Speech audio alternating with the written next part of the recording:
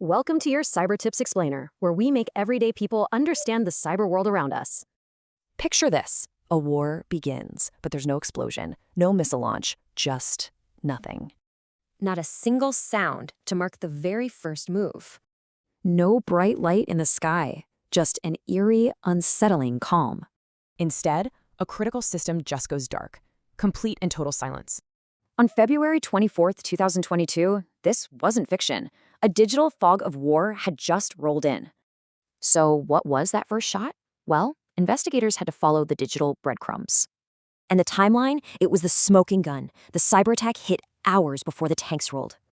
Yeah, this wasn't some random outage. This was a calculated, strategic military strike. The target became clear. The Viasat KSA-SAT network, a commercial satellite system used by everyone. This attack confirmed a new reality of warfare, one we're still grappling with today. The weapon wasn't a missile. It was code, and it completely wiped thousands of satellite modems.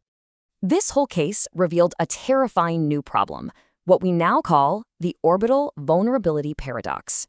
Basically, the line between civilian and military tech in space, it's gone. It has been erased.